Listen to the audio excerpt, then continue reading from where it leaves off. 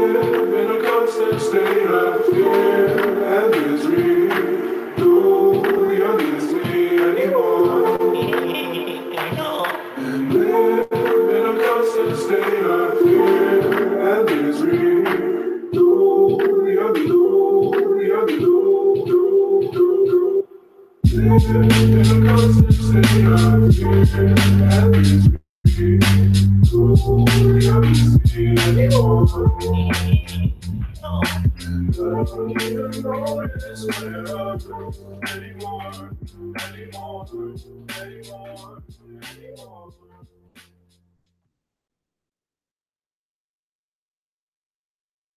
Hello everybody, today is Wednesday, April 3rd, and we are bringing you Block Digest number 170 at block height 570,051. Oh my god, where'd that come from? Oh god, this is so embarrassing, guys. I usually don't leave my dildos just sitting around when I have people over. I'm sorry, that was embarrassing. Oh my god. For those that aren't watching and listening, Shinobi just popped over the price chart. It looks like we've gone into some April madness, not March madness this year. It's April madness. So, yeah, price is going a little nuts, but things have been steady as usual with the news front. How have you been doing today, Janine? Been a pretty normal spring day. Lots of craziness with the Bitcoin price. Yeah, it is a nice spring day. But yeah, that price kind of surprised me. What about you, Nopar? How you doing today? So, Monkey, you said in the chat that gonna make a joke during the intro. Can you tell me when to laugh? Go fuck yourself. I was a bit confused at first because I was like, oh no, why are you bringing up the dildos? Because I thought you were going to play that song that you played for us before we went live. Oh, no. Do not do that. Yeah, please do not. We would get censored in a heartbeat. No, that video has been up for years. It's not censorship worthy. All right. All right. Bitcoin and friends. Oh my god. You guys seen the have you seen the small video that I put there? Mm-hmm. So in the last show, I was actually afraid. In the last show, I was sharing my concerns, and I was saying that maybe this thing hopefully is not going to be a BCash propaganda show. And I was very,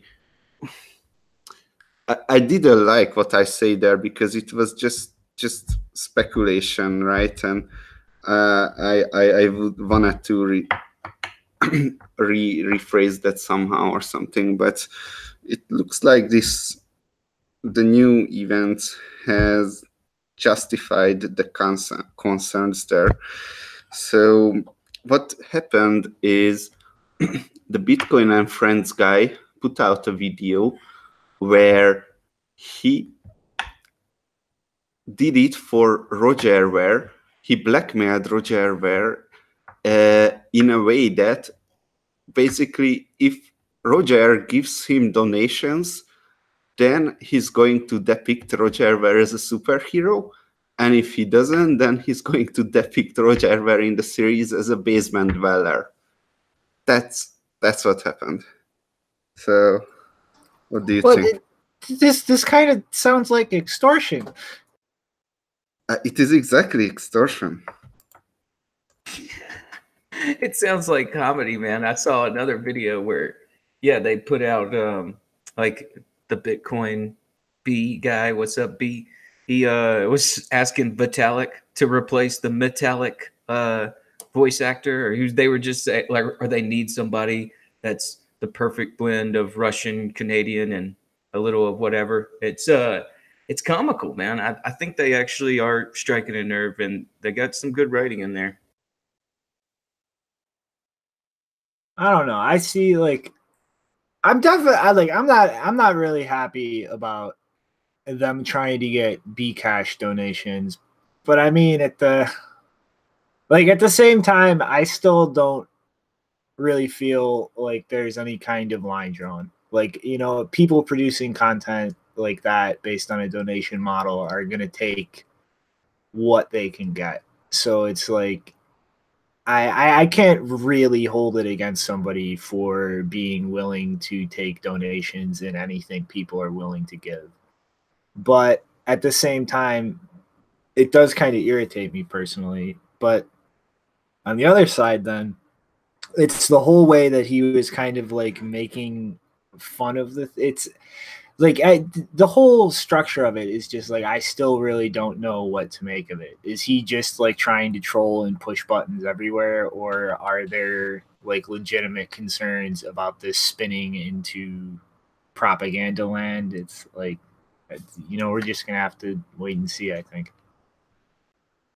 I think that's just like a result of the actual level. I mean, like, that's where I think there's some good writing involved. It's like a meta joke where it's like, you can't ignore the fact that BCash exists and that Roger Vere's someone in the space that you're going to address at some point in this BCash or this Bitcoin and Friends, not BCash and Friends. And I don't know. Yeah, it sounds like a meta joke. But yeah, I'm certainly still tuning in because, yeah, it does feel like they're striking that nerve.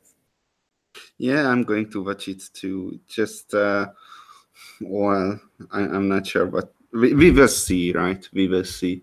So what's going on with Conbase? Well, they are like, I have really no way to put this except like, this is the most fraudulent thing I have ever seen this company do, and that's really saying a lot. And like, there is absolutely no explanation here in my mind except like Coinbase taking money from Ripple, because the entire way that this new thing is being just branded and pushed is just complete horseshit. So for anybody who doesn't know what I'm talking about, they have created a new international remittance service, I guess. The link is in the description.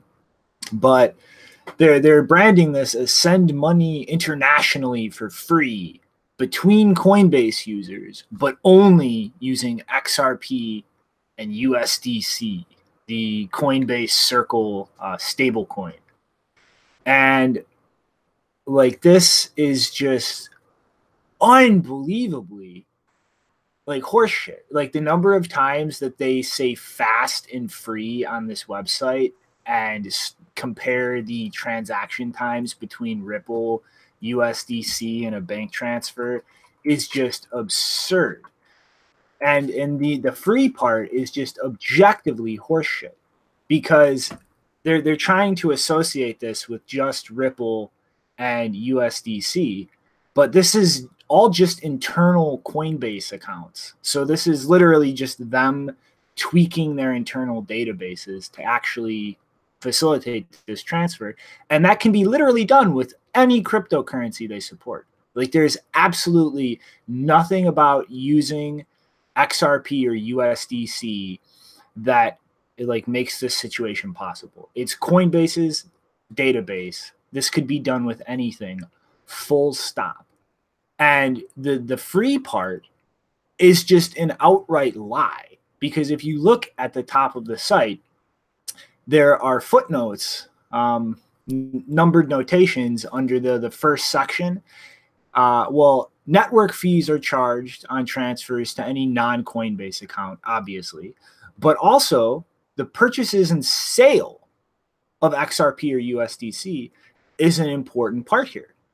And when we go over here and we look, following a link at Coinbase's fee structure, let's break this down here. You want an air quote free international transfer using Ripple.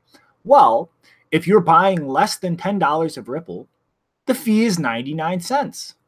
So the lowest fee that you can get for that, buying the whole $10 or $9.99, is 10%.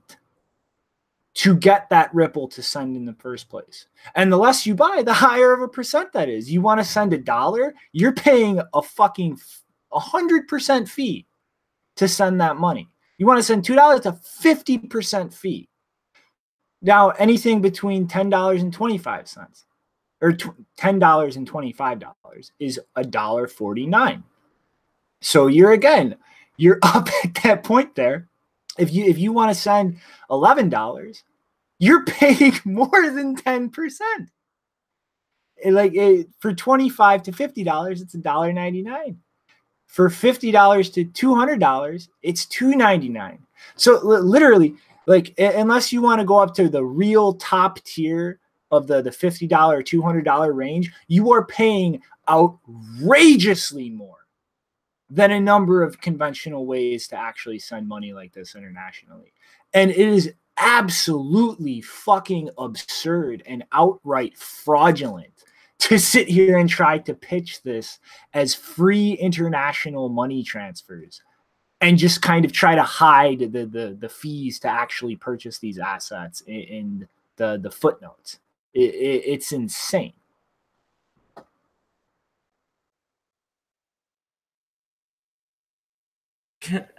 All right, Janine, I thought you had a comment there on the story with the Conbase. Well, I'm a bit confused because aren't all internal transfers between Coinbase accounts free anyway? Why is Ripple special? This is the thing. That's why this is outright fraud. It's not. It's not special at all. This is just them trying to show Ripple being completely misrepresentative of the cost to use it for this. Also, I hope they put an asterisk next to international, because technically they don't even serve most regions in the world. So, like, asterisk next to international, only select countries where Coinbase has gotten regulatory approval. Right. I mean, like, they're in the United States, and one of the biggest remittance countries from the United States is Mexico. And I don't think people down there actually have access to Coinbase. So unless, they're using some false identity, but that's all right. So, yeah, USDC and Ripple is just obviously like they're picking their favorites on this, and they want to do something to help create some buzz behind those networks to say, well, Coinbase is going to support them, but that name isn't so much the respect that it used to have. And I think these guys should be a little bit more worrisome about this. Because, yeah, like you're saying, I mean, it's really just going to it's going to show people that, there's no real efficiency gain there. They could do this with anything. And so why are they doing this? And it's because they like these centralized, groups and entities, and, they're playing the Bitcoin bankroll. Yeah, and I would also like to point out that the only time I would be willing to pay 10% in a fee is if I was had the benefit of privacy when I was buying. But if I don't even have that, it's like, why would I give you 10%? What are you giving me? Like, nothing. That's the 10%. The reason why it's expensive a lot of the time to do it in person is because you're paying for the privacy and the consideration or the courtesy of that they're giving you of, not completely surveilling you and restricting you like all of these exchanges do. So no way would I feel that 10% was legitimate. Right. I mean, if they wanted real business to actually, encourage some growth in the space as far as like actually driving remittances into Bitcoin and cryptocurrencies, because they're not going to say Bitcoin. But I mean, it's to actually, open up the market to people that are around you that actually are going to use it, and make sure it's in a way to where they want to use it. And I mean, Mexico's not the safest place in the world. And, certainly that information is something that you'd like to keep down, because there's a lot of people in Mexico that end up losing their heads or their hands or something because they didn't.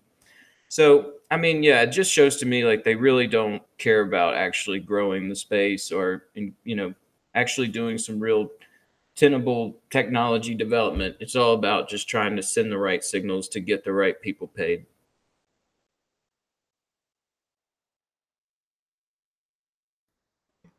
All right. So anything else on this, or you want to take us to the next one, Janine?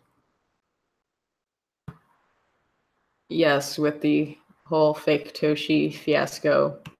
So many of you have probably already heard about this rumor that Faketoshi is suing people who are saying he is not Satoshi Nakamoto. And Calvin R. reiterated that on March 29th, claiming, quote, Craig has started filing should be lawsuits, not lawsuit, against those falsely denying he is Satoshi. I don't think falsely, that's the thing, you can't falsely deny someone. That's not a crime. They can all have a day in court to try to prove their fake case, but the judge will rule that Craig invented Bitcoin because he did and he can prove it. It's like, great, we've been waiting for this proof, this magical proof. But most of us know that this is a bogus threat, so a number of people actually felt quite emboldened by this tweet to once again point out that Faketoshi is a fraud.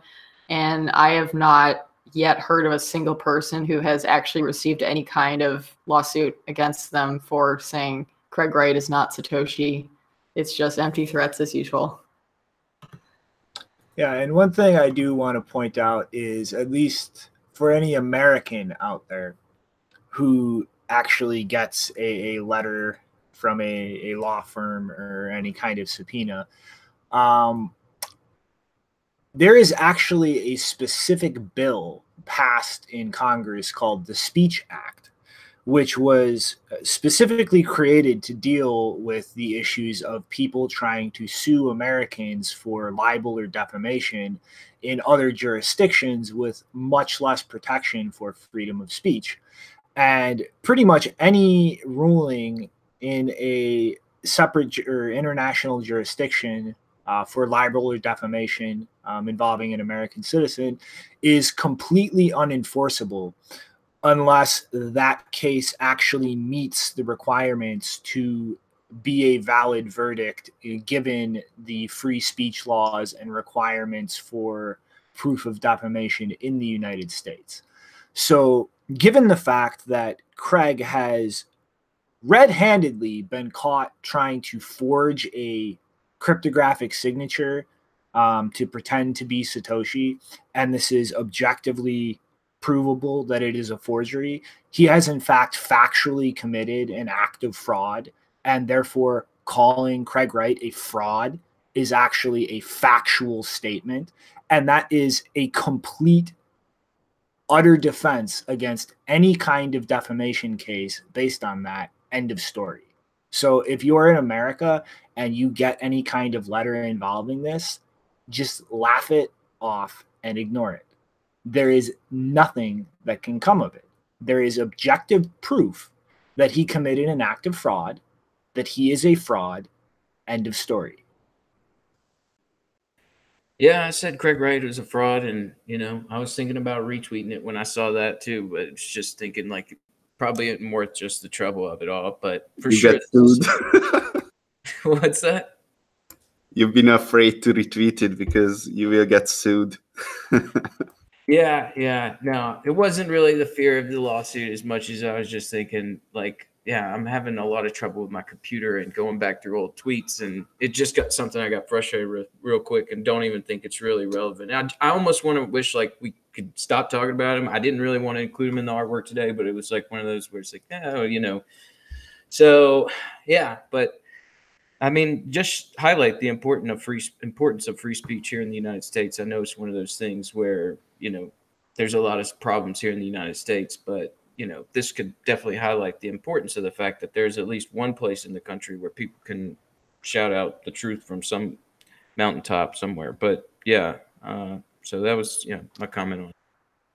Also, I just want to point out that he's also committing identity fraud because, as we all know, Peter Todd is the real Craig Wright. Oh, yeah. But yeah, it's like end of story. He is a fraud. He has factually committed fraud. There is mathematical proof that he committed fraud. Like end of story. That is a statement of fact. And like regarding a public person, it is almost impossible to win a defamation case in the United States because you have to intentionally state non-factual information. And there needs to be proof that you are aware that is non-factual information, and absolutely no room to claim it as an opinion. And all of that aside, he's committed fraud. There is factual evidence of that. So that is a statement of fact that is provable. End of story. Fact. Peter told this Craig right. Fact. Okay. Let's slide into the next story about batch 32 addresses. So Bitcoin Core is considering making batch 32 addresses the default in the GUI and maybe on the RPC later too.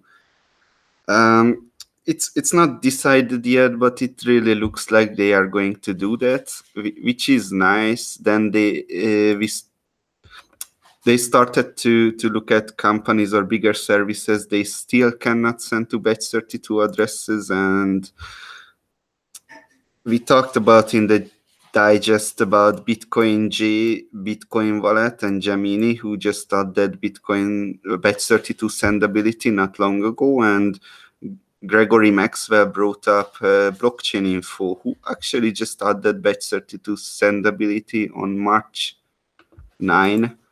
No, that's when the PR was created. Anyway, Blockchain Info just added, so that's nice. And it looks like the last large service is Ledger, who did not add yet. And if anyone in the audience wants to implement batch 32 sendability in Ledger, then please do it, because there is a 0.1 Bitcoin bounty for anyone who does it. So that's nice. Are you kidding? No, actually, I did the bounty. I want people. Like, sorry to cut you off, but fuck that. Ledger sells their devices for like $80. They cost like 10 or less to produce. They have a profit margin of like 80%. Do it your fucking self. Yeah, but I want people to be able to send to Wasabi, so there is that. Okay, the last thing I brought up there is that now the question is, who will have the balls to test all the darknet markets and report his findings here? Do you guys know? Can they send to batch 32 addresses? Oh. I'm sure there's a marketplace that offers that. And actually, like, would it be a crime to just send money to, we'll see, like, because like how are you going to actually get an escrow address from a dark market without actually going to place an order? And once you've placed an order, like, you've crossed the line into illegal activity. So, like, I don't know, if you could get an escrow address without actually entering into a deal to purchase illegal substances, I don't see how that would be a crime. But I also don't see how you would actually get an escrow address without doing that. Well, try it out. Anyway, what do you guys think? I think that if I try that out, you guys will never hear about it. You're right. Somebody in the chat is going to try it out for sure. And, that'll be a good thing. Test that out. But also, yeah, like that Ledger, man, they really need to step up and add that. I mean, that seems really ridiculous at this point. Like, even Conbase has implemented back 32 addresses. So, yeah, it seems like that same old alt story of just, spending all the money on developing multi-coin wallets and zip on Bitcoin development. Yeah. And I mean, I would understand if they were an operation with thin margins and strapped for cash, but like, go fuck yourself. It costs less than $10 to make a Ledger Nano S, and they are selling them for like $80. With that kind of crazy fucking profit margin, you can't get the developers to implement one feature for something. Like, go fuck yourself.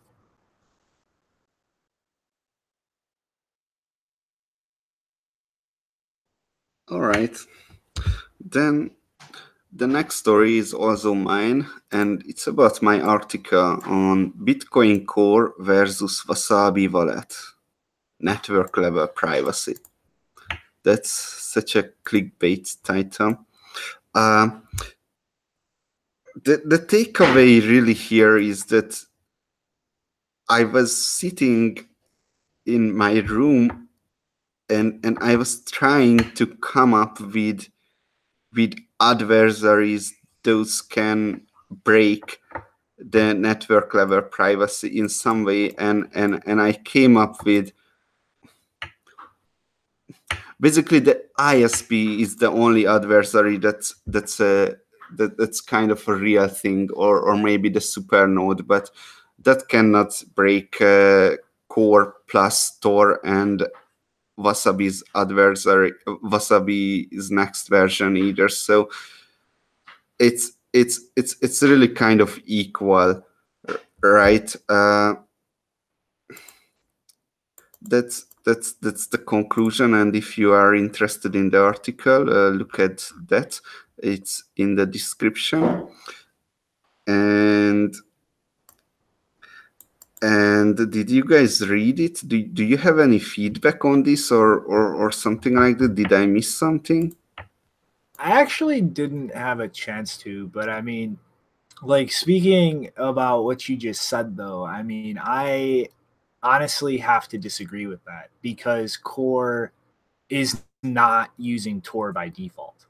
Like, that's not something baked into it. That's an extra step you actually have to take in order to alter your network level privacy model from the default.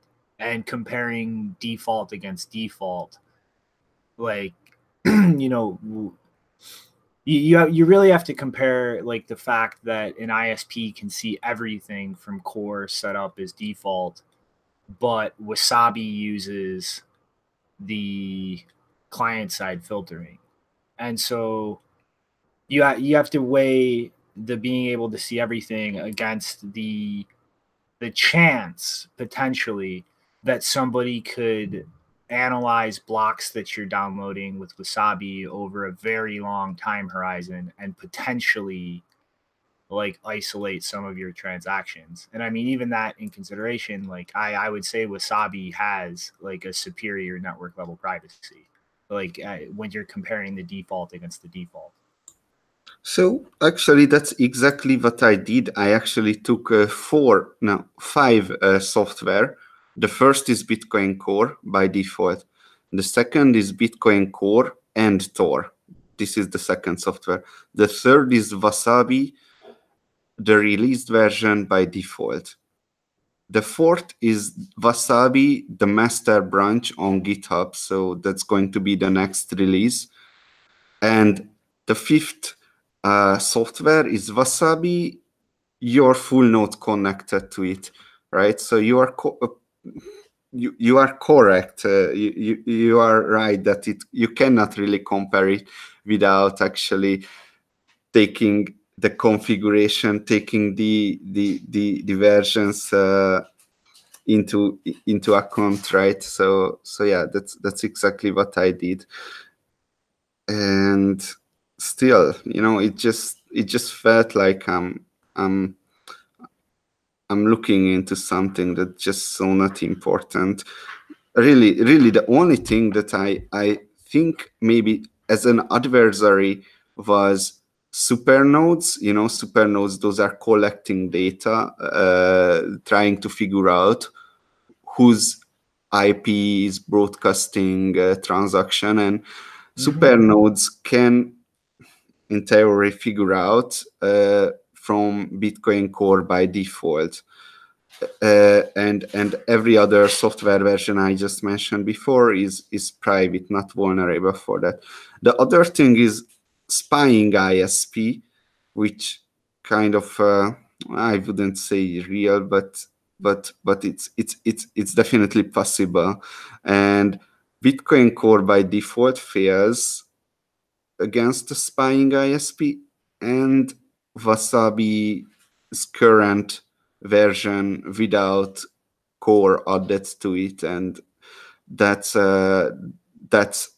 that fails against buying ISP in a way that Bitcoin Core fails against buying ISP by your transaction can be linked to your IP address, and Wasabi's current version fails against buying ISP in a way that if they are monitoring for an extended periods of time and they can see all the blocks that you have ever requested, or at least a big chunk of the blocks. Of course, there are false positives, so that makes it even harder. But then, based on the blocks, they can connect the flow of coins somehow, and that's plausible, and that's it. So yes, you're right. There is 5 different software versions that I examined, because you cannot just examine 2 software. That doesn't make sense. But I mean, even with the possibility of looking at what blocks you're going to download and trying to find your transaction graph, Wasabi is still superior, because all it takes is a single transaction being broadcast from a core node, and you've just definitively identified coins and can start like analyzing a transaction graph. It would take an enormous amount of time to gather enough blocks and be able to start trying to find that transaction graph and still have way lower of a probability of giving an accurate result versus seeing that single transaction from core. Yeah, I would say it's kind of similar, because if you can connect a transaction to an IP address, that's not ideal. But what if the transaction was actually just something useless? I don't know. But the ISP Yeah. see Yeah. that it originated there. Like an ISP is in that unique position where they can see like the first time this was ever broadcast was your node. That's something that only they can do with a guarantee, because they see everything. Yeah, true. Anyway, one more status update for the last show. I was talking about what should I do. Should I keep broadcasting Wasabi transactions to the backend over Tor, or should I start broadcasting Wasabi transactions to one node over Tor? The former was the more secure solution, and the latter is the more private solution, and I opted to the latter one. So just an update there. All right, anyone has anything else to add to the conversation?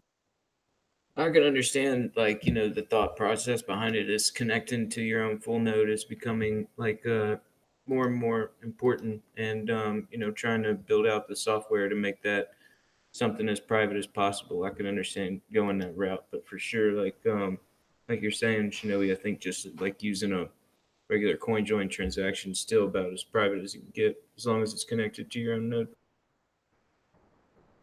Yeah. All right. Jump forward to the next one.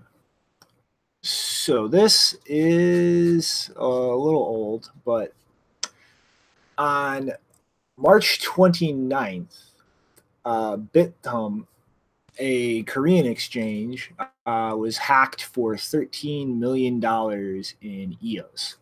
And an update to the article 2 days ago indicates that there might actually have been 20 million XRP stolen as well. And so pretty much for now, Bithumb has isolated all of their hot wallets and transferred them into cold storage, and are now in contact with the South Korean authorities. And as of the last update, they think it's most likely that this was actually perpetrated by somebody with inside access, as so far they have not been able to find any evidence of any kind of remote exploit or vulnerability that could have accomplished this. But I think really the interesting thing here is this pretty much had no effect on the market. Like I didn't even see about this when it happened. And shortly afterwards, we got our nice big green dildo everywhere. So it's really just an interesting thing to see, like, as far as indications of market maturity, that you can have hacks like this that literally just have zero influence on the market at this point. I mean, like Mount Gox arguably, not definitively, but there's a very good argument that that sent us into a 2-year bear market. Like the infamous Bitfinex hack, like there was an almost immediate market reaction to that. But as time goes on, like we keep having just bigger and bigger hacks, like more regular hacks for sizable amounts of money like this, and the market just doesn't even blink. It just keeps on moving. Like this has become a normalized aspect of things. Like this kind of compromise of a major exchange is just, at this point, I would say it's completely priced into the market at this point. It's not something that causes reactions or changes any investors or traders' thesis about the overall market. It does nothing. Like the only outcome at this point is this exchange is on the hook for this money and they have suffered a localized loss. And I think we're pretty much at the point where that is no longer externalized really in any way on the overall markets. Like this is just business as usual.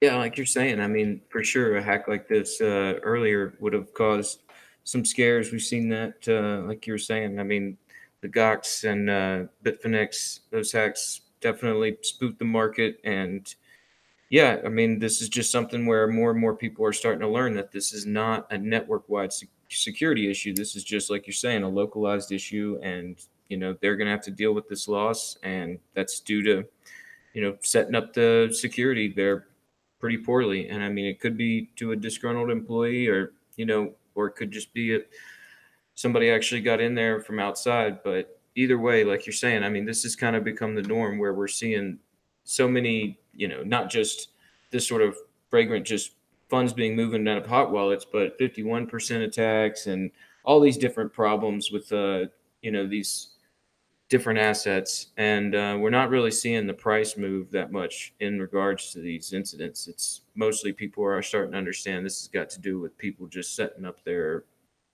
multi-sigs wrong, or just the way that they, you know, protocol their security. Mm-hmm. So no para, Janine, any inputs, any secret insider information you've been keeping from us? I am the hacker. You've just committed to a major felony in the South Korean jurisdiction live on air, no para. This is almost 50 people just heard that and can now testify to that in court. Luckily, I live in North Korea.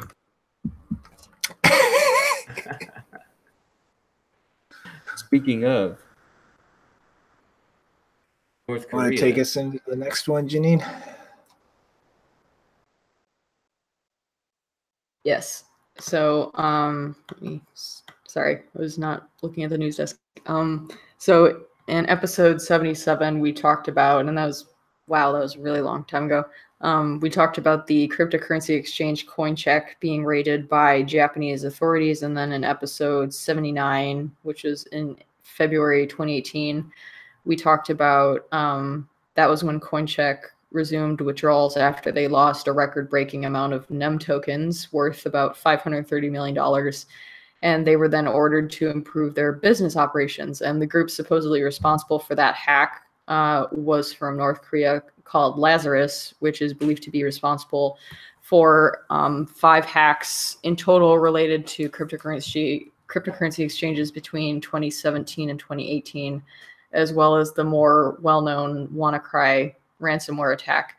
And then recently, according to 360 Core Security, who investigated the attack against Dragon X, which is another exchange, Lazarus is behind a new round of fake trading software and has been directly promoting this to staff at cryptocurrency exchanges. And according to another security firm called John Wick Security, customer service staff at Dragon X had opened malicious installation packages, which is what allowed Lazarus to then access the private keys for the exchange wallet. Get to that in a bit. And there's a few screenshots showing how the code operated in the article linked in the video description. And there's a paragraph that gives a list of what was recommended to these exchanges to improve their security practices. And it says, the security company is recommending that crypto exchanges be on the lookout for warning signs such as abnormal exchange earnings, tampered addresses of cold and hot wallets, large sum transfers, and multiple account logins for coin withdrawal. Now, one thing I didn't see in that list, which I was kind of expecting, is that you should maybe threat model properly with your customer service staff, because apparently those were the specific people who were compromised. And like, that just seems like a big, giant gaping hole in their system, because you should not be able to compromise your exchange system through the devices of your customer service staff. It's often, especially one where they're, opening files and stuff in response to, I don't know how they were sending it. Maybe it was directly to their personal email, or maybe it was through the customer service portal. It's not clear, but that should be in the threat model, that if you have employees who it's part of their job to, some of them have to open image files when they're helping people with their issues. So I would expect that, that these exchanges would be taking that into account, and they would not allow those staff members to access the exchange infrastructure on the same device where they're answering customer queries and possibly opening malicious files. That just seems really stupid to me. And that should be accounted for. So I would have added that to the recommendation list.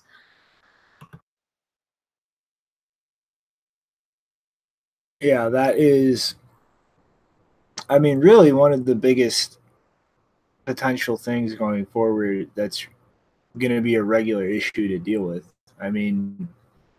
As far as the actual server infrastructure, your back-end equipment, it's a learning curve, but that is something that's just going to get worked out as time goes on. Like, a lot of these businesses are not experienced in managing financial infrastructure, and that's really something that's it's really solved if you look at a lot of the things in the legacy system. Like, security policies are something that's existed for a long time. The use of solid architecture, hardware security modules, like, these are all well established practices. It's just a lot of the businesses in this space are not really experienced. Like, they're new upstart companies. This is really the first time for them getting involved in dealing with these kinds of issues, but you're always going to have the potential of inside compromise. And given the entire nature of crypto with the finality guarantee, like, that's going to be a bigger issue than it ever was in the legacy system. You can't just wind things back. Yeah, I just sat down, somebody was at the door, but just really just good to see some more, like, companies' eyes on security and investment going towards security, and people understanding that these problems are out there, and there's just going to be more work built in to correct that. Yeah. And I just want to point out, like, imagine, like, this is the kind of standards they have for operations, protecting money, like millions and millions of dollars. Can you imagine how bad their policies are for protecting identity information? I don't even want to think about it. It's just awful. Like, yep. And the real $1 million question is, what the hell is Kim Jong-un going to wind up doing with all of these Bitcoins he's hacking in the future? Like a serious question. Like, are we going to see him just turn into an even more deranged, wealthy dictator, or are we going to actually see, money used to actually improve the living quality and infrastructure in North Korea? I'm not sure it is. So what I find really interesting, it's not hard to kill someone. For example, but you don't do it because you're a decent human being. But what if you're North Korean and you are killing someone who is not North Korean? If you are a decent North Korean human being, then that's what you have been told, that if you are not North Korean, then it's okay to kill them. Anyway, so bring this analogy to the digital world. It's not hard to hack someone. It's not hard to write a ransomware and spread it all over the world. What's really hard is to avoid exposing your identity. But if you're North Korean, then you don't have to worry about any of this shit because your state got your back, right? So you just keep collecting Bitcoins after Bitcoins, and okay, things are pointing back to you, but you don't care because you're North Korean. So you're not only allowed to hack other countries' users, but you are even encouraged to do so. So I'm not even sure if it's a state-sponsored operation. If these are state-sponsored operations, maybe just encouraging. Well, I would say North Koreans going to the internet, but that. Something like this is state sponsored. Like your average North Korean does not have internet access. Yes, I think my logic that was. Yeah, and if you've watched, there's a couple of talks over the last couple of years by security researchers who've actually managed to get like operating system software. I don't remember what the one was from the last one, but if you watch some talks about like North Korean software stuff at the Chaos Communication Congress, they all of their devices, unless, I'm sure, someone might be smart enough to break them.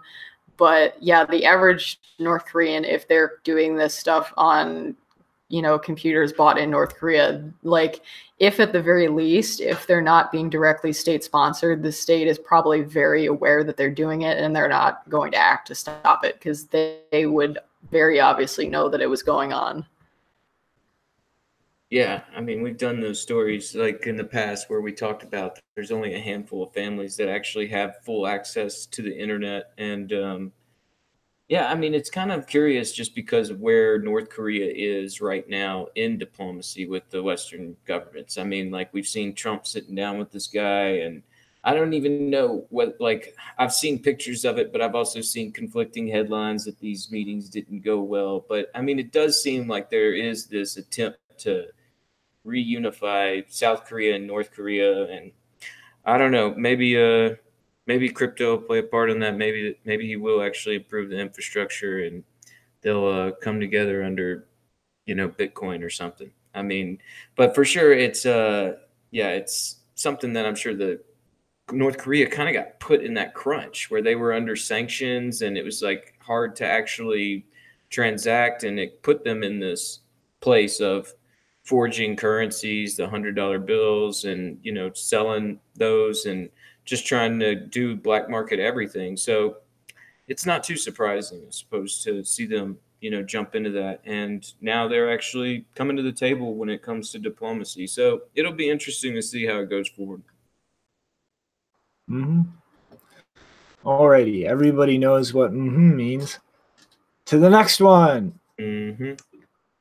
So Russian economist Vladislav Ginko, who previously claimed that the Russian government was planning on buying $10 billion of Bitcoin to deal with potential OFAC sanctions, is back making other claims.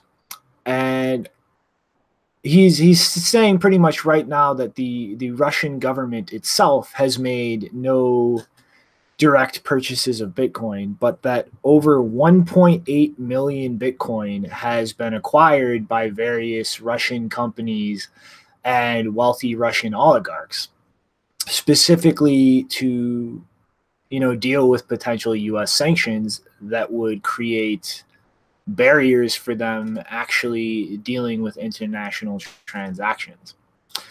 And really, this is kind of a completely infalsifiable claim, unless somebody actually, steps forward in terms of a wealthy Russian individual and proves that they actually have, a sum of Bitcoin to this mark.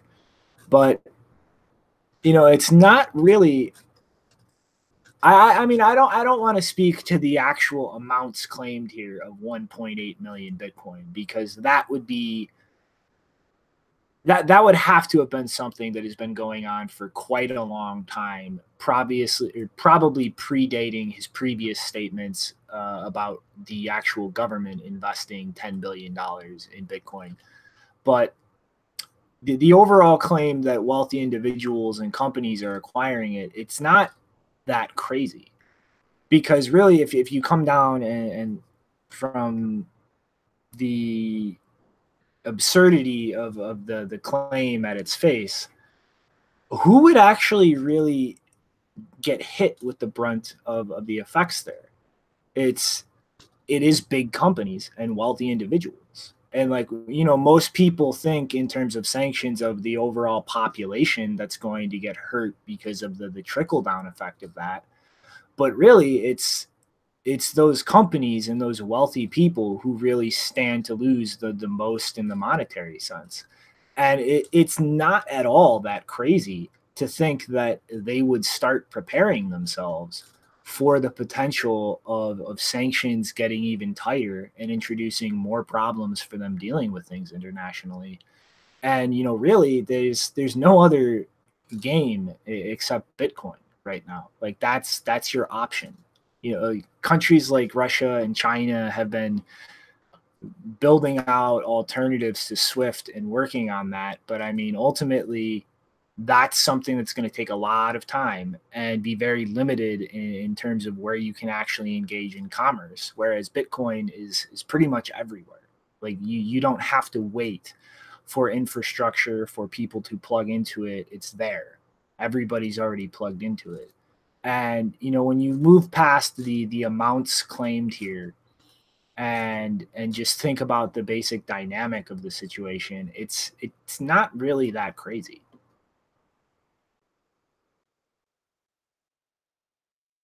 Yeah, I mean, 1.8 million Bitcoin in a big country like Russia. I mean, like we're saying, a lot of these countries kind of get put in a crunch here where they're put under sanctions and they try to find their way around it. And I mean, I'm sure a lot of companies there in Eastern Europe and Russia, they work together maybe with this, and we've even reported on them testing, settlement mechanisms and cryptocurrencies. So it wouldn't, like you're saying, it's not too surprising. I mean, that is, it's not too surprising, but I will admit, like a little over 10% of the network, I'm like, yeah. But like you're saying, you factor in the size of the country, the amount of people. I mean, it's not too surprising.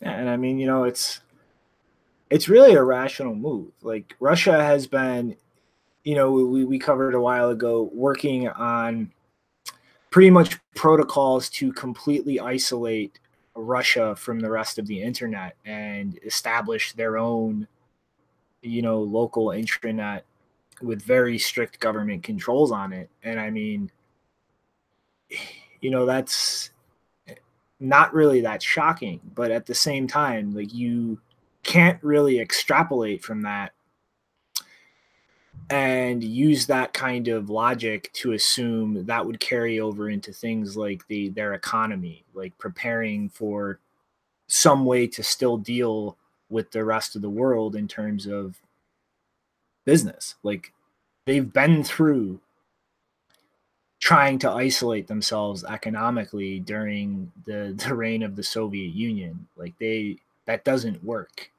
And there's not really many people in the world who you can say really understand that doesn't work besides Russia. Like they lived through it. They experienced the consequences firsthand. And no matter how much they might want to isolate themselves culturally or in terms of information, like they're not so stupid as to attempt to do that economically again.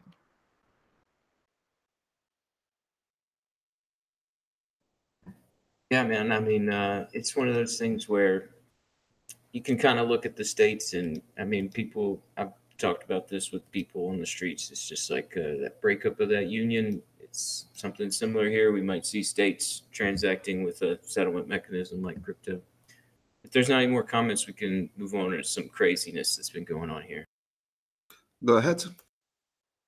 Okay, so we've lived through the era of ICOs, and somehow over the past few months, we've cruised right past STOs and IEOs, which I honestly we just started to think they're taking off, and heard a little bit more about those recently. But now here it is, the hip new CTO. No, not Chief Technology Officer, stupid.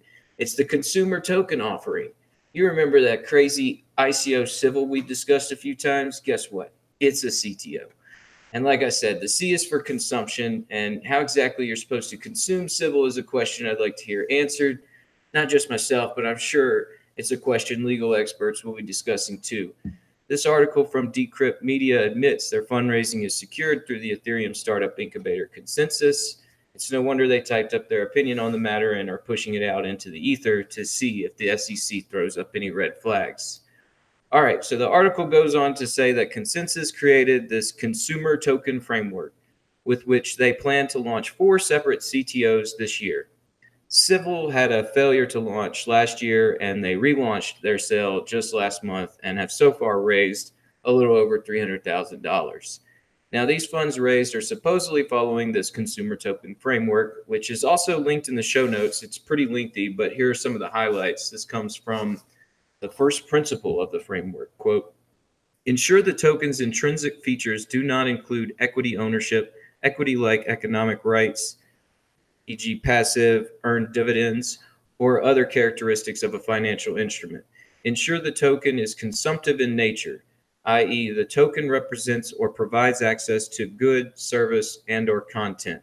Ensure the token is usable as intended, close quote. They go on to outline the token project should be transparent in its governance structure, roadmap, and token issuance. They must have plans in place for token distribution, supply, and to mitigate conflicts of interest. Also, they need to be safe, secure, regulatory compliant, and have accurate marketing. Lastly, the project should protect and empower token purchasers. All of these attributes need to be regularly audited for any possible adjustment to their roadmap or the framework. The last audit of Civil was conducted on March 6, and they received an overall transparency score of 9.2 out of 10. So, yeah, all of this language sounds like it's used to project an air of legitimacy and keep regulators away from consensus projects. However, Consensus General Counsel Matt Corva says, quote, it's misguided to say that everything should be SEC compliant. Of course, everything you do should be regulatory compliant, but the starting position should not be that just because something is a token, it is regulated as a security, close quote. These people sound frustrated with the SEC's position of only going after projects that raise serious red flags. Instead of waiting for the SEC guidelines, they would much rather just ask for forgiveness and say it was approved through their own regulatory framework. I can't say I disagree with the position of self-regulation, but having all these separate offerings and labeling them something different will just slow down the SEC's ability to formulate those guidelines. Everyone in the space is moving at a breakneck pace, and it's going to be hard for regulators to keep up. So Yeah, so now we got CTOs. What do you guys think about consumer token offerings in Civil? Well, I mean, in the case of Civil, I can point out several problems with them in particular and how they won't be even compliant with this independent or, you know, self-regulatory standard. I mean, first of all, a lot of their marketing is false because they say they're censorship resistant. They say that they're decentralized. They're absolutely not, as I've talked about a number of times before. Basically, everything is run through Infura. They don't need, like, the company itself, the foundation, don't even run their own Ethereum nodes or IPFS nodes. But of course, I guess the Ethereum Foundation doesn't run its own Ethereum nodes. So who knows? You know, maybe they're just that they're going with the standard that everyone else has, which is absolutely terrible. The other part is that, I mean, I don't know if their position has changed since the last time. It probably has. But Civil was initially saying that they would use the Civil tokens to pay journalists. So if the tokens are going to be used as income, that would be considered a financial instrument, I would think. I don't know if that's still the case. I mean, obviously they in this new sale, they had this little warning that said that, oh, the token value may change, blah, blah, blah.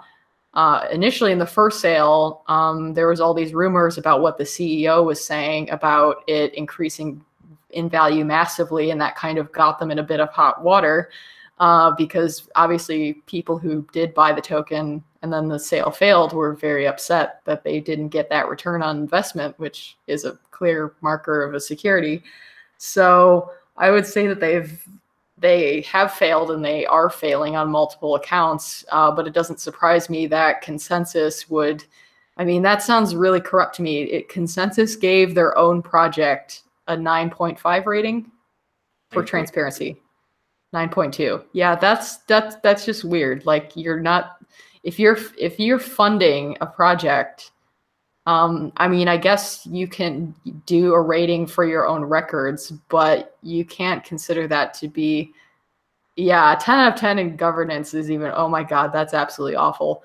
Like, literally, Consensus is rating a project where they're suspected to have bought 97% of the new tokens in the recent sale. So that's just really dirty. Yeah, I mean, this kind of, like, this shit is just, it's nonsense. Like, a utility token in 99% of the cases is just complete gibberish. Like, you are creating a special purpose money that makes no sense when you're not having, when you have available something that is as programmable, as utilizable. Like, it's nonsense. But, like, that aside, like, if you do not have a complete, finally polished product done when you accept money for a token, it's not anything but a fucking security. You are raising money to build something that isn't done yet, and people have the assumption that you're going to do that. When it's done, they're going to appreciate or realize a gain through the appreciation of something that they're buying that doesn't have a utility right now. Like, that's what's going on. Like, if you don't have the finished product right there deployed when you start accepting money, it's the utility token argument is horseshit. Like, you are raising money with a security. Yeah, I mean, it was a similar argument that Brave made with the basic attention token, claiming it wasn't money. Like, in their marketing, they actually use the word money in cryptocurrency, blah, blah, blah. But then when you go to their FAQ, it says, no, this token is not money. It's not a cryptocurrency, blah, blah, blah.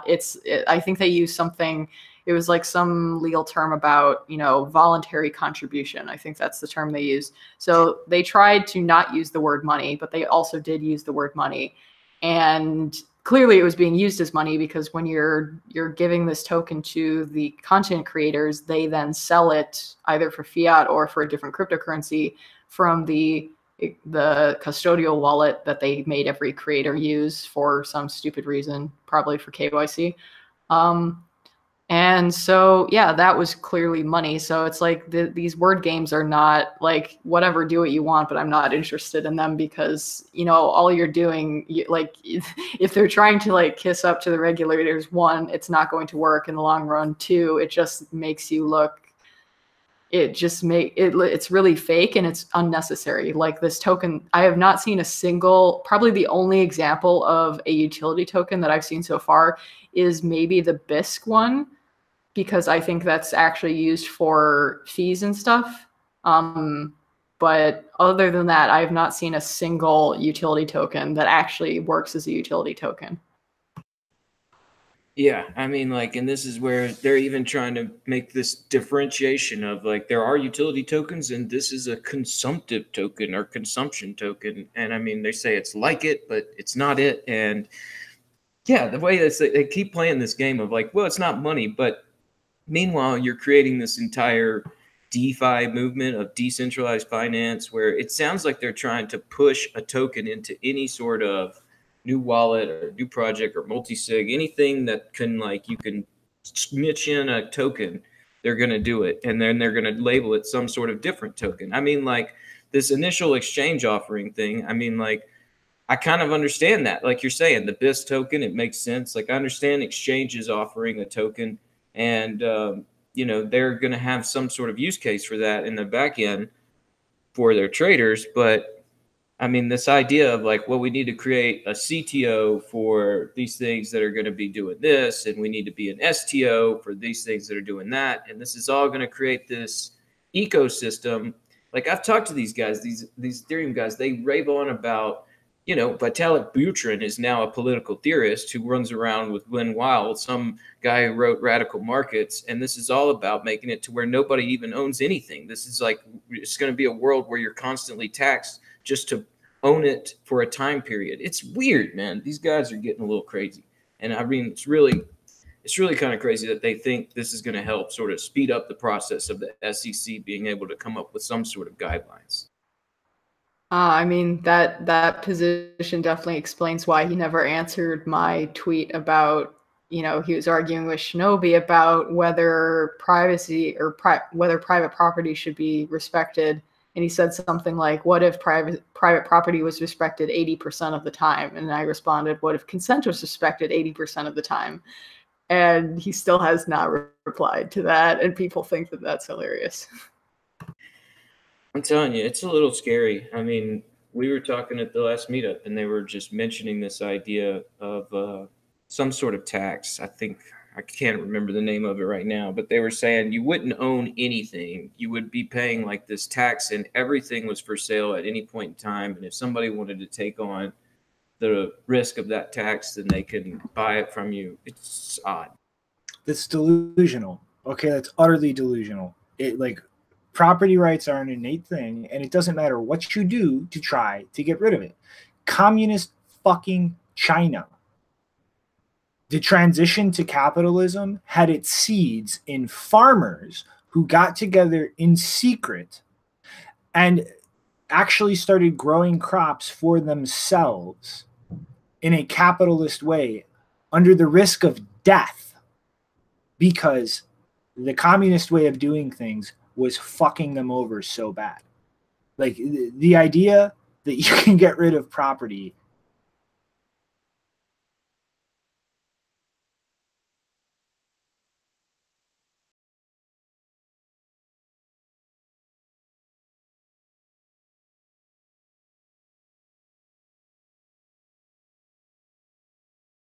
helpful to build out. I mean, it sounds really nightmarish, like Orwellian, Fahrenheit 451, all that nonsense.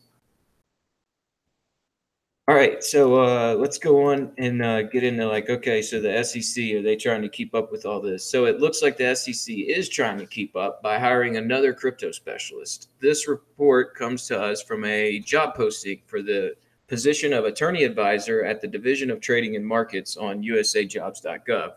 The person taking the new position will help develop the SEC's comprehensive plan for crypto and digital assets. In order to get the gig, you'd have to gone through law school and be in good standing with the Federal Bar Association, also having 4 years work experience as a practicing attorney. Qualifying education must be obtained from an accredited college or university recognized by the U.S. Department of Education.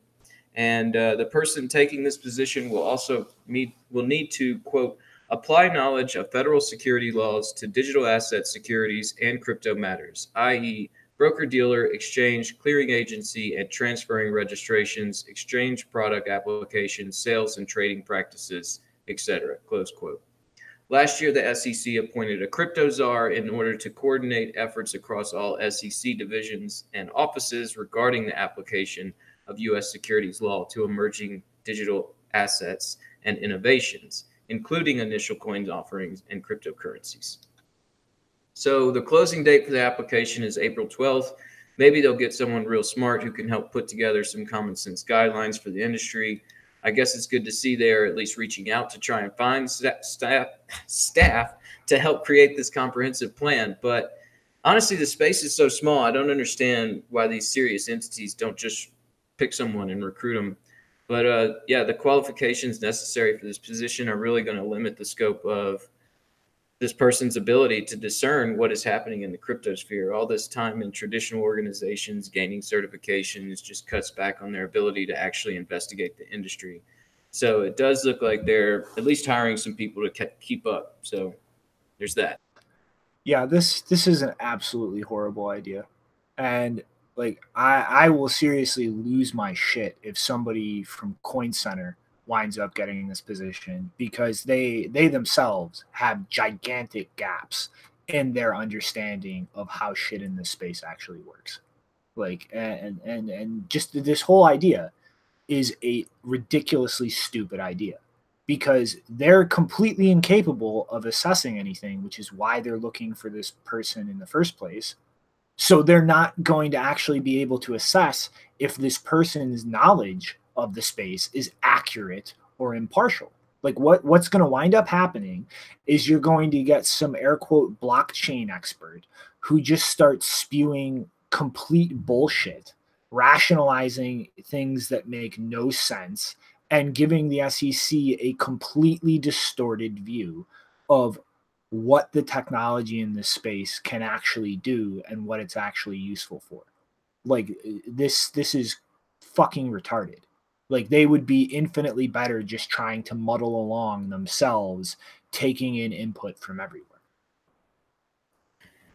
Yeah, this is like the counterintuitive part of this space where, you know, for all of tradition, for a long, long time, it's like you've got to, you know, get your certification, go through the education, the pillars of, you know, the hierarchies behind you, so you know the information for you and how to actually translate it. But this is a new world where it is like still very much emerging, and everybody that's had their nose in this every day still has complicated times like explaining everything, because it is going so fast at a breakneck pace. And if you just spent the past 4 years as a practicing attorney and the other, you know, 4 to 8 years going through law school, I mean, that's the past 12 years you've spent with your head in books and your head in court cases. You haven't been able to take a proper look at this. So I agree with what you're saying. Yeah, and another thing, like, I mean, I don't even, there's very few people that I can think of that would even be able to handle this role. I mean, the thing that because I've been told several times in my life that I would make a good lawyer, but that just made me laugh. It's like, I'm sorry, do I look like a person who can afford to go into possibly hundreds of thousands of dollars of debt to like go through law school and then, you know, like I'll kill yourself trying to find a high paying job to pay off all of that debt in a few years? Like, there's very few people that can afford to be in this position. And I doubt that there are very many who even understand, you know, like I mean, anyone who would want to work with the SEC probably does not understand the position that people who need cryptocurrencies are in and why they use them. So I don't know if I would actually see this as a good thing. What are you talking about, Janine? That's the beauty of debt. Everybody can afford it. Yeah. Well, unless it's student debt, in which case you can't declare bankruptcy. So, But you can afford it. Yeah, it's nightmarish the way they're doing that stuff to credit cards too, and everything now except for these like really crazy loans. All right, so what's going on? We got an update from Bakkt. Yeah, nothing too substantial though. Mostly just the old song and dance. They're still in negotiations with the CFTC for regulatory approval, but they have revealed a number of their board members. For instance, the chair of their board is Tom Noonan, a cybersecurity expert, air quotes, who was involved in founding internet security systems under IBM, Jewel X under Cisco, and a company called Endgame. As well, Jeff Sprecher, the founder, chairman, and CEO of Intercontinental Exchange and chairman of the New York Stock Exchange, is taking a direct position on the board, as well as Akshay Nahita, a managing partner at SoftBank, and Sean Collins from Goldfinch Partners.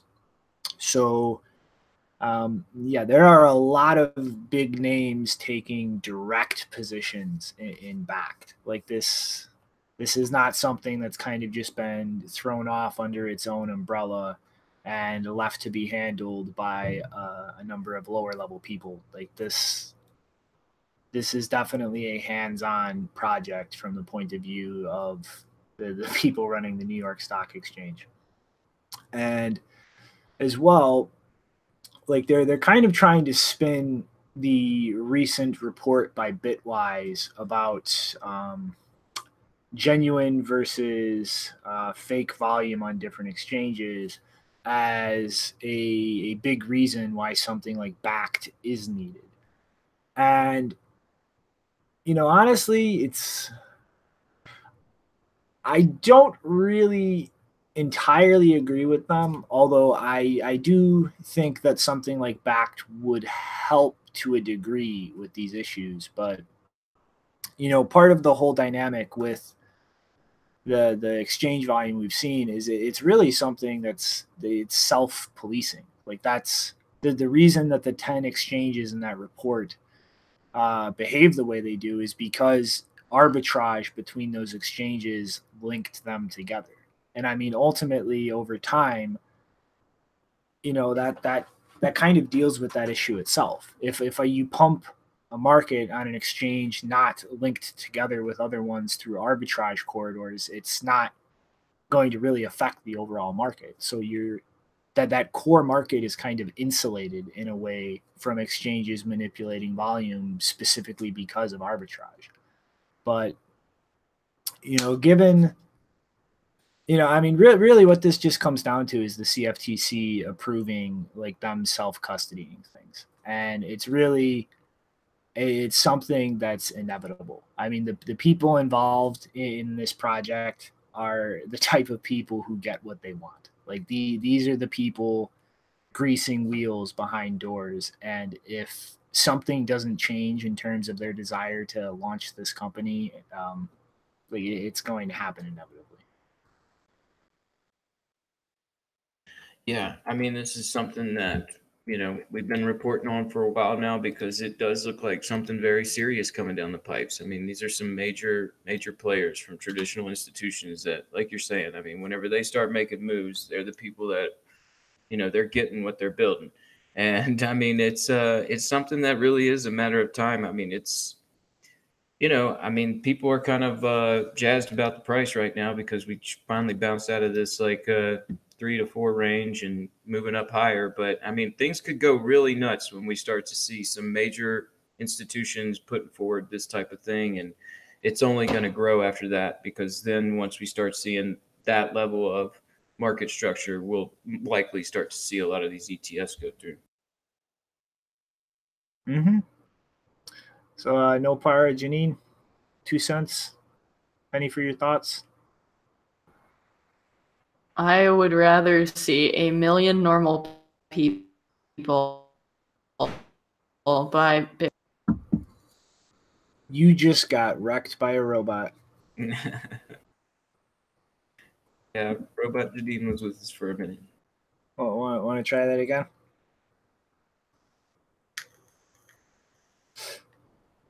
All right. Wait. I can try. There Maybe. we go. Do I sound There fine? we go. Yes. Okay. So what I was trying to say before the robots tried to kill me was I would rather see 1 million normal people buy Bitcoin than 1 millionaire. So Well, sadly, that's not how markets and Earth works. Yeah.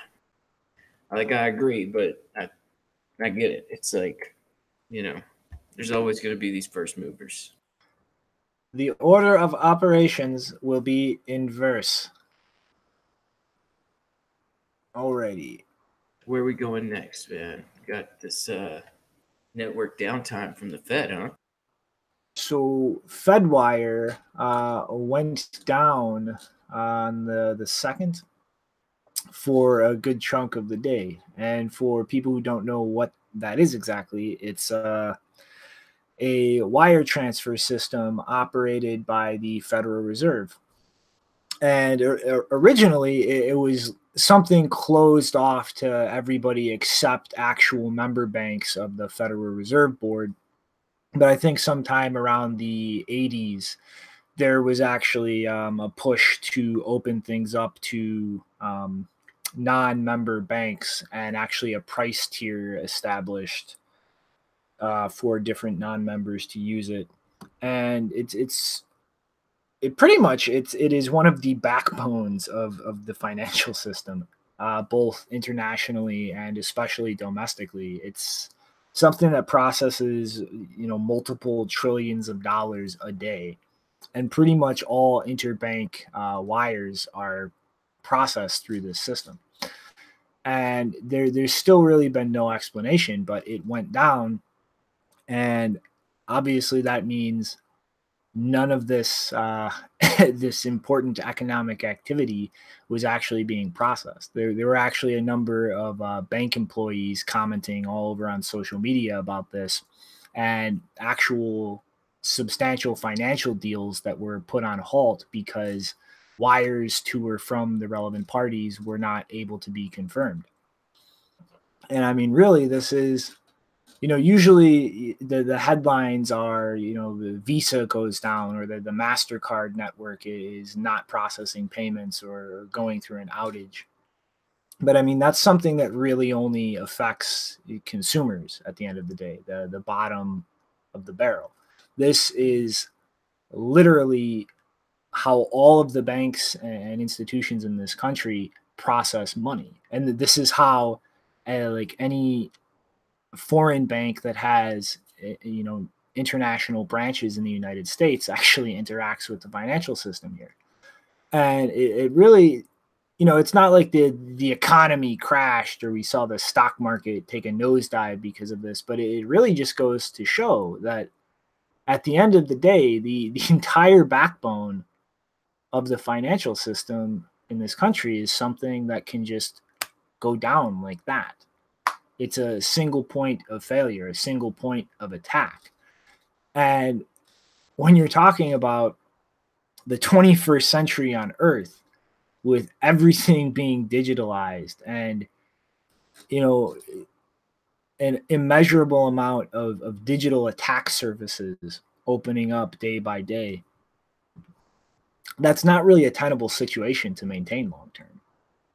You can't have something this important that can just be shut down like that. Absolutely, man. And like the article stated, Bitcoin has got that no downtime. And so that's one of the, great aspects of this system. Like if you really want to build a system where there is global macroeconomic commerce going on a major level that really can't be shut down, I mean, it's going to take a system like Bitcoin. And, this just sort of highlights that. Yeah, it's not just about being able to be closed out of a system because it's centralized. It's that system can just fail completely, and that's immensely more like catastrophic than just closing selective people out that you don't want participating. Yeah, they are failing on a major level. I mean, it's like not just this, but I mean they're just getting crazy. I mean, I saw recently Alan Greenspan. You know, he's no longer with the Fed, but you know these guys they all run in the same circles. He was saying just like very blunt, clear as day on mainstream, saying, "Oh, we could pay off our debt because we could always just print more money."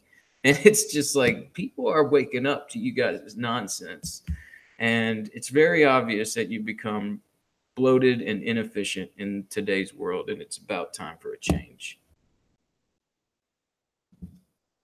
All right, if there's no more comment, we can run into this some geopolitics here. No, I demand a comment toll be paid by Janita Nopar. Comments, please, guys.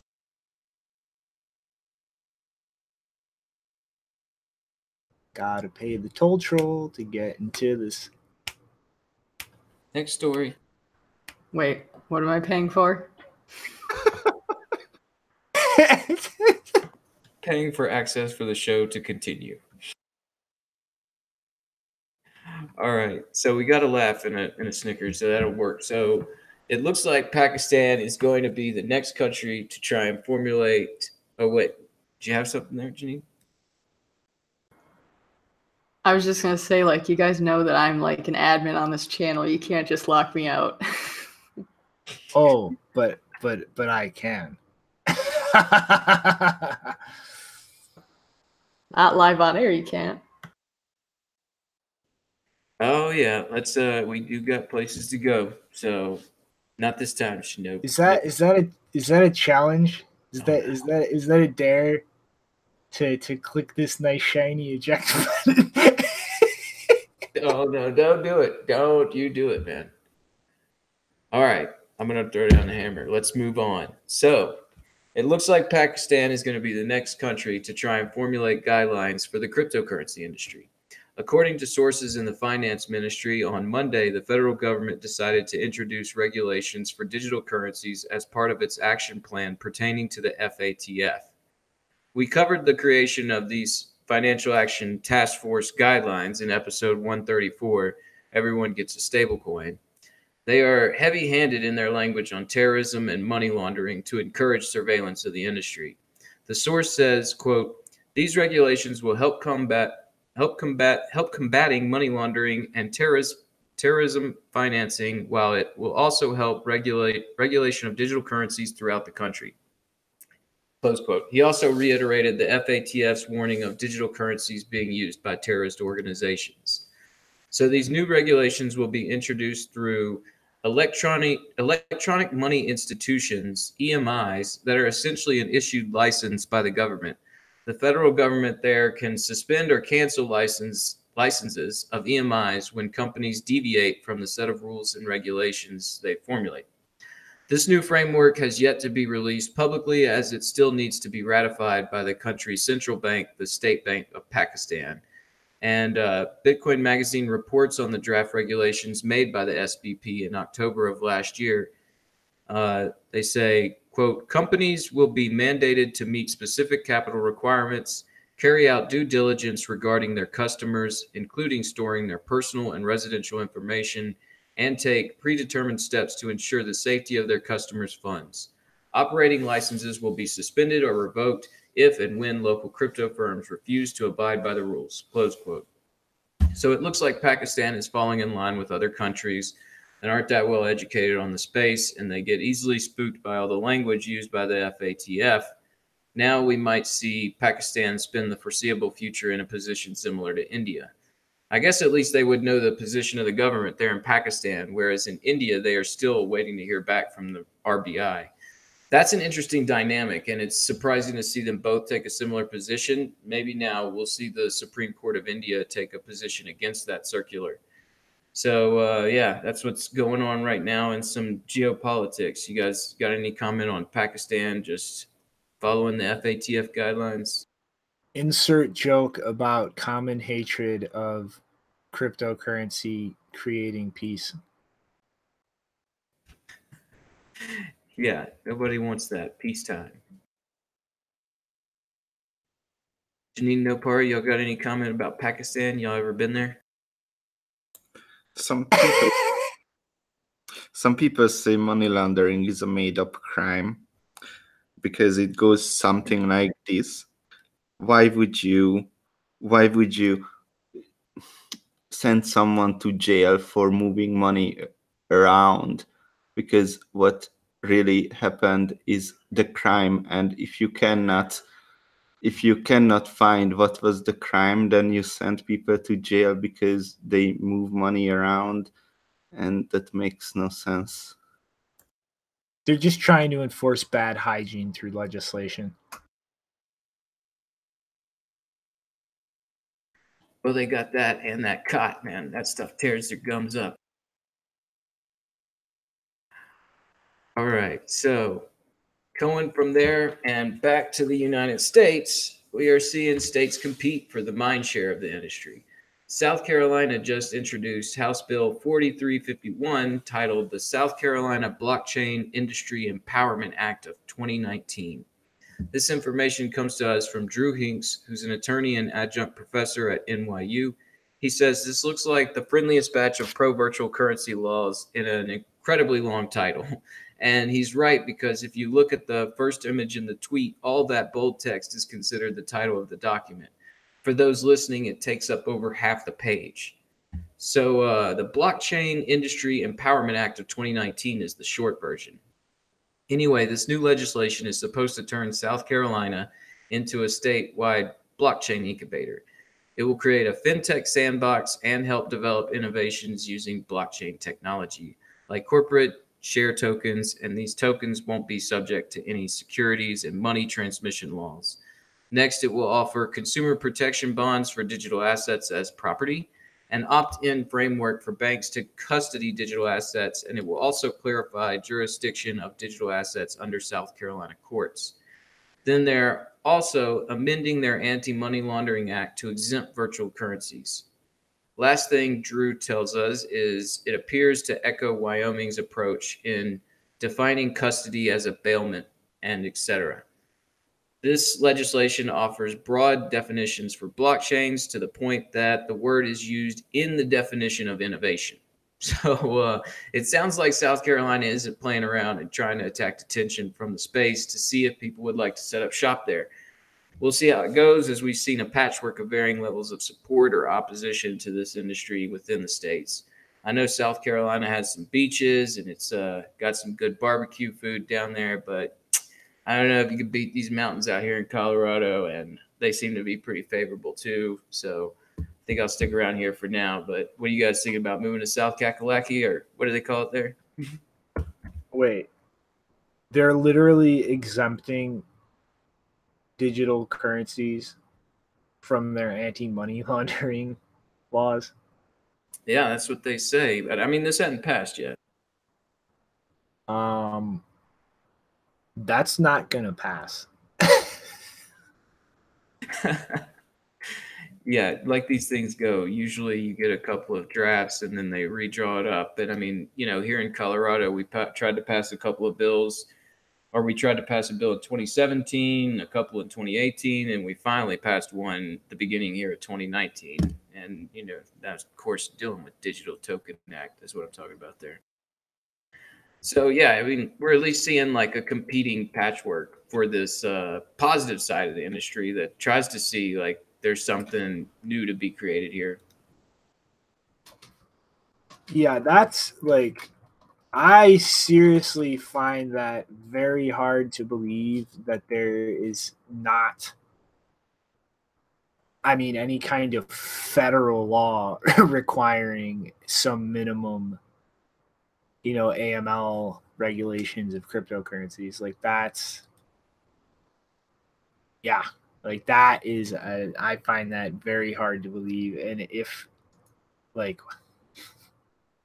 yeah, if this passes, and they actually include that aspect of the bill, like that is going to create a situation like what's going on with Missouri right now, which literally just banned all federal restrictions on guns and actually made it a crime for federal agencies to come in the state and try and enforce them.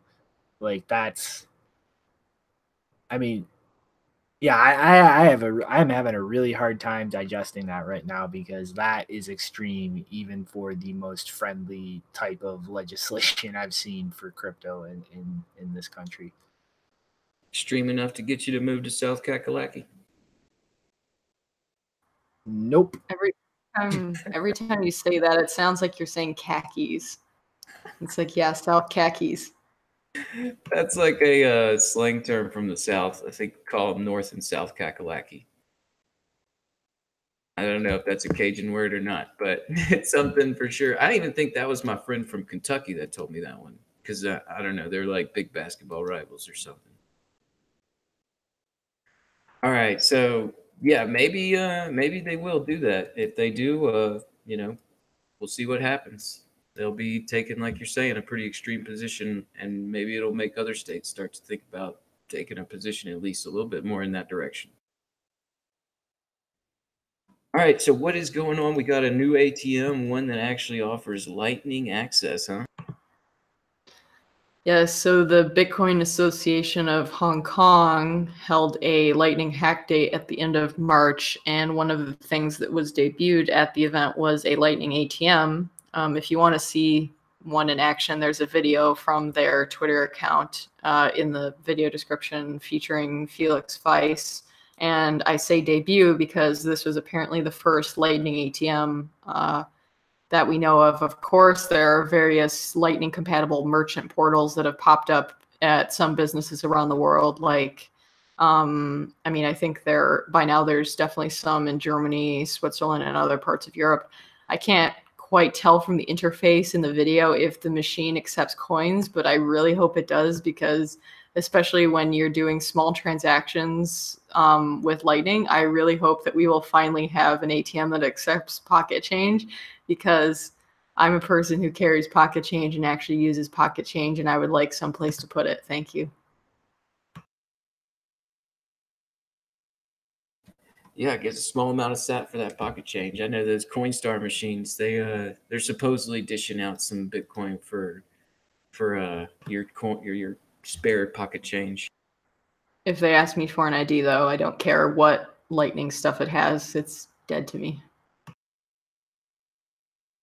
Yeah, we need to develop it in the positive direction here.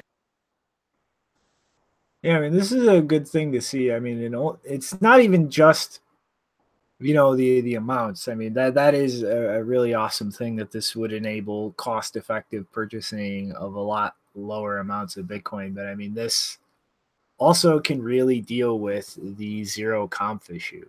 And I mean, I'd like,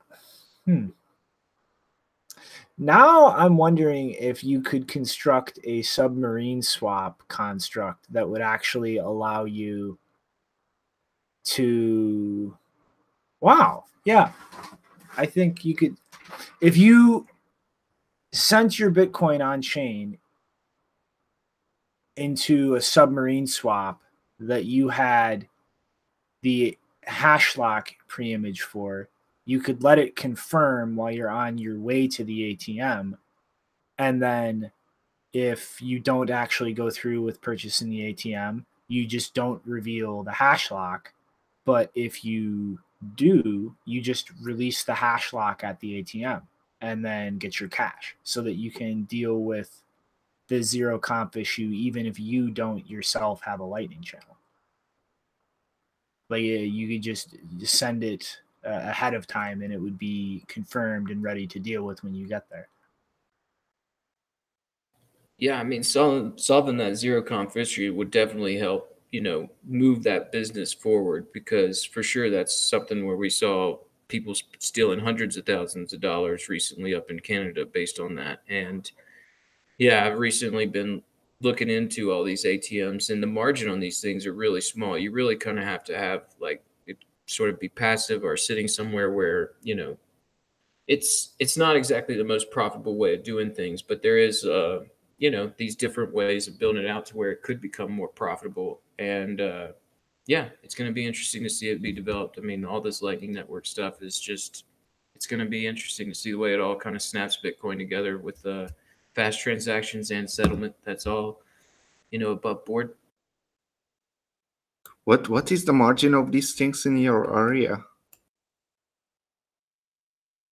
On the Bitcoin ATMs, it's like all based off of your fees. And, you know, it all depends on what kind of traffic you're actually driving. Because I've seen ATMs that are more like exchanges than an actual ATM. And they do the buy, sell, and you can, you know, use multiple currencies. And they have high limits of like $20,000 a day. And those sort of machines are definitely catering towards a different type of market, to where you don't really gain that much foot traffic. And so the few that you actually do use, I mean, that do use that system, you know, they, you have to make a lot on the fees. So the fees are high. And then, you know, the situation where we're doing here, it's like, we just need to dispense Bitcoin to a user so that they could use it in a dispensary. So we don't really need the sell side, which should clear up our compliance side of things. But at the same time, it's like we have to keep our fees down as low as possible so that the consumer doesn't, you know, add charges to their transaction based on the fees that negates the discount. So it's interesting. It's like, it's a lot of like play around stuff going on. And if you have like the ability to do zero comp transactions, it'll just speed things up and keep the fees lower to where it'll actually improve the margins of profit there. Yeah, I mean, ultimate 5% is usually the Bitcoin ATMs. They take that much. What I've been using.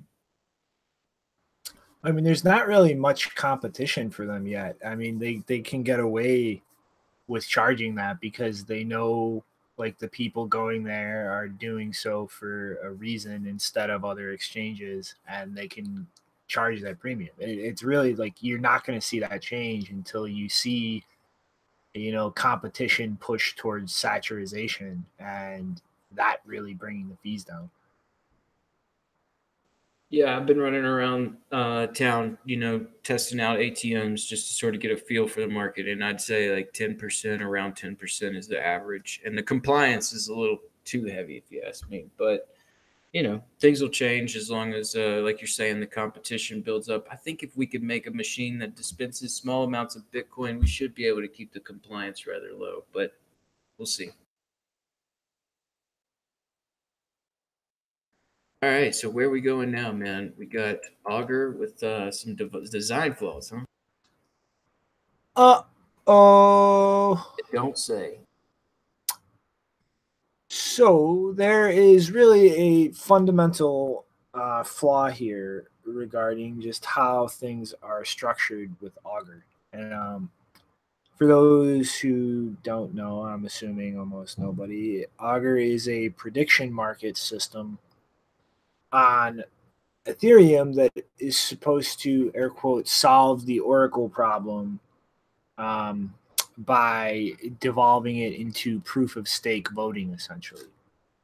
But effectively, what you do is you go on the network, you can set a bet as long as there are definable outcomes, and then you can establish a arbiter for that.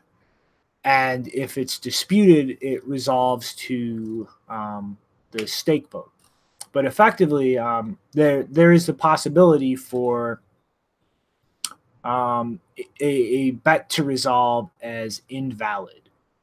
So, like if there are internal contradictions to each other, if things are too vague and open to subjective interpretation, but you know, one of the problems with this is that in the event of an invalid bet, you effectively have everything put into it split up evenly between all the different potential outcomes. So like the example that they point out here, or Binance does when they realize this problem is a bet on the price of Ethereum at the end of March 2019.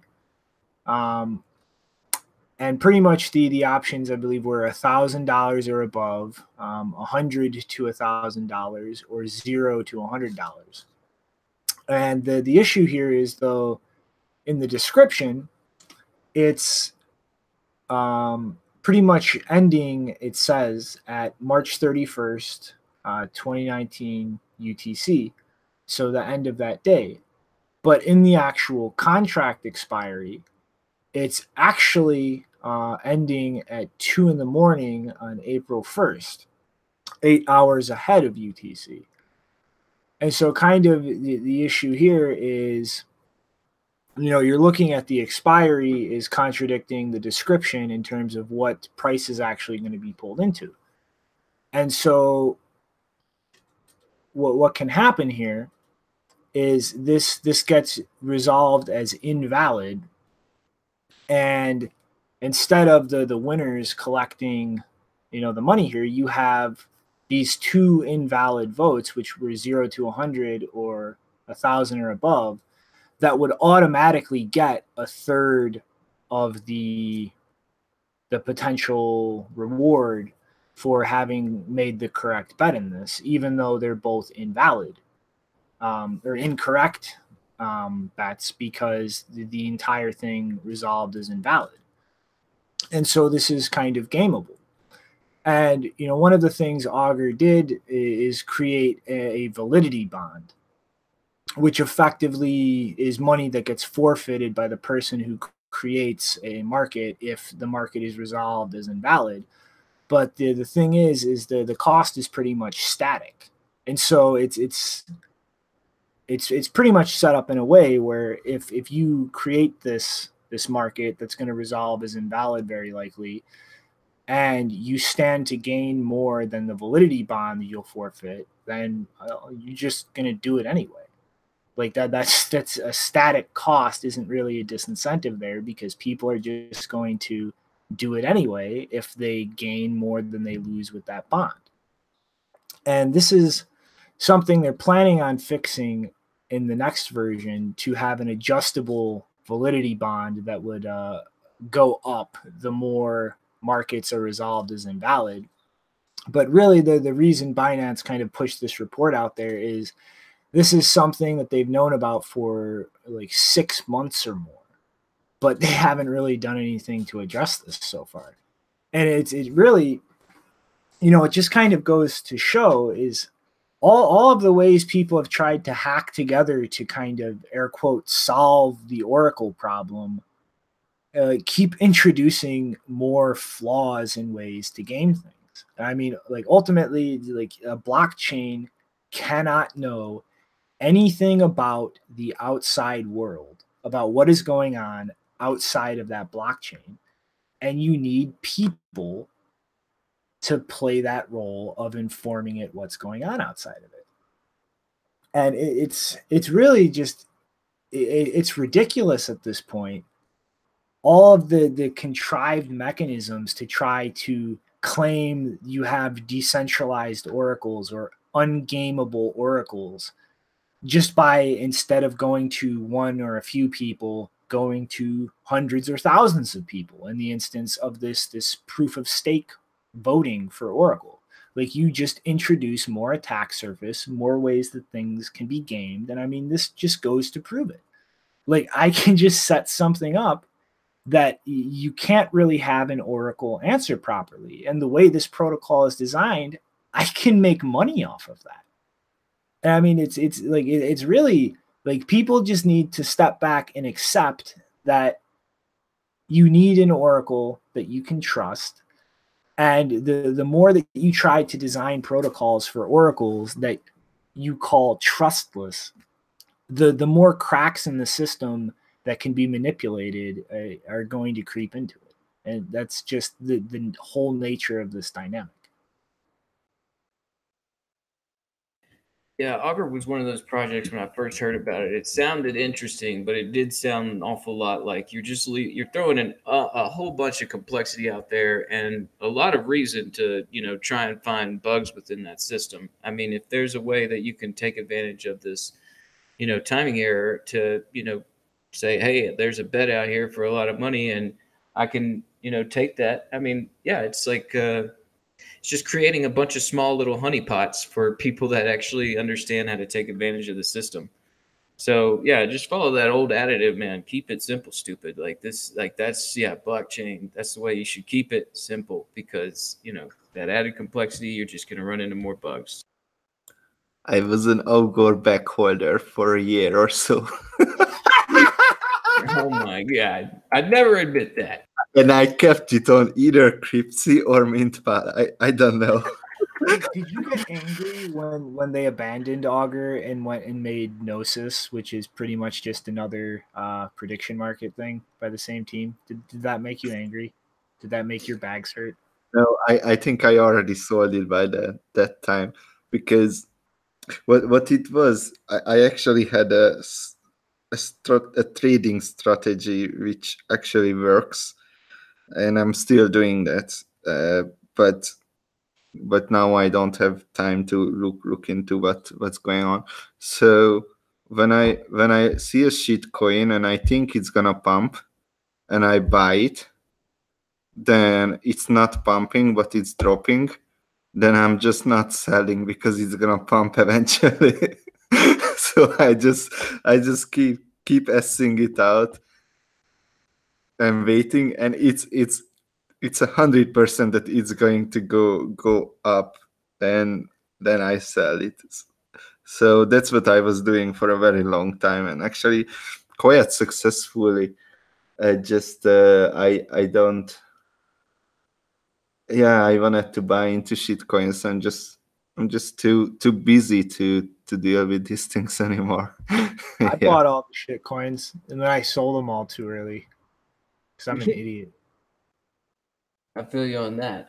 I think every single one of us, like, made that arc, except for Janine. I don't think she never dabbled with them.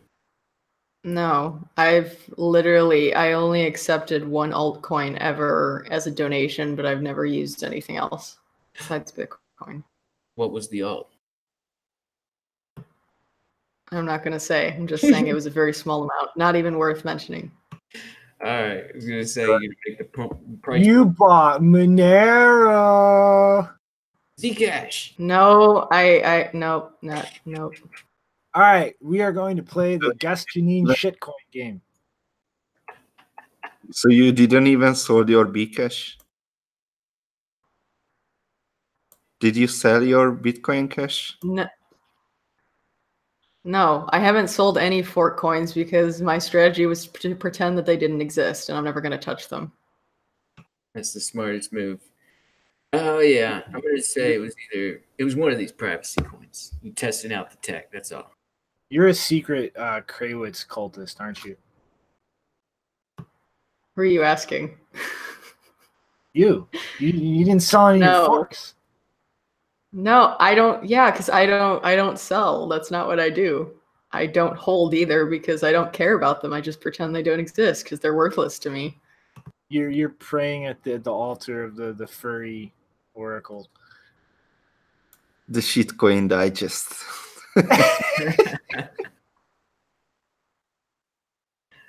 All right, so what is going on, man? You got a bounty coming up for Wasabi? Yes. Well, coming up. Okay. In 2013, Gregory Maxwell, when he brought together all the knowledge about CoinJoins and started calling it CoinJoins, in that same Bitcoin talk thread, in the next message, he started collecting donations, and these donations were on a 2 of 3 multisig by Peter Woolley, Timos, and Maxwell. And so far, there arrived about 46 Bitcoin to do the donations to the CoinJoin bounty. And half a year ago, we applied with Wasabi, but we did not get reply only from Peter Willie, and he said he couldn't reach Maxwell for regarding this topic. So we didn't get reply there. And now today, just a few hours ago, we reapplied for the bounty. So wish me luck. Good luck, brother. Thank you. Yay. Awesome. Final thoughts? You're not a CoinJoin because Xiaomi and something. Invalid. Application invalid. Dude, I hope you get it, man. You need that. It's not. It's Windows. Only on Linux you have this kind of problems. Linux is perfect. You're using malware as an operating system. Fight me. Sure, if you don't use your computer.